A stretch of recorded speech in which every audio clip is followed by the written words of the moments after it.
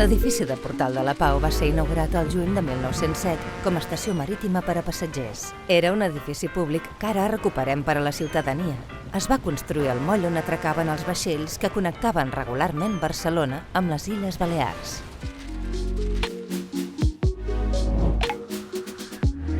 La planta baixa disposava de dues grans sales on es realitzava la recepció i inspecció d'equipatges. L'espai central es caracteritzava per les columnes de ferro que sustentaven l'estructura i que encara avui es conserven. En aquesta planta hi havia també les taquilles de les navilieres, l'oficina dels carrabiners, la inspecció de la policia, el quiosc i l'estafeta de correus. L'1 de febrer de 1908 es va inaugurar a la primera planta el restaurant Mundial Palace, un establiment que oferia grans menjadors en un ambient exclusiu. La sala central estava coronada per una volta de vidres emplomats, envoltada pels serveis de cuina, bodega, sales de descans pels viatgers, banys i perruqueria. En poc temps es va convertir en un dels locals de referència de la burgesia barcelonina.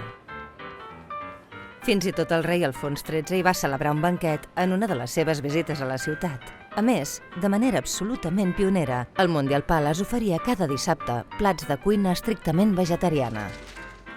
L'any 1918, l'edifici va deixar de tenir un ús públic i es van realitzar les primeres modificacions de l'estructura interior per convertir-se en oficines del Port de Barcelona.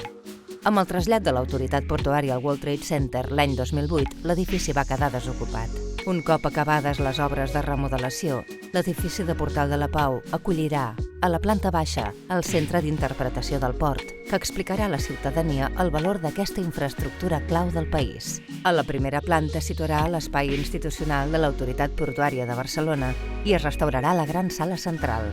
El que va néixer com a terminal de passatgers es retrobarà amb la seva estructura original i es convertirà en punt de trobada entre els ciutadans de Barcelona i el seu port, recuperant un dels edificis més singulars de la ciutat comtal.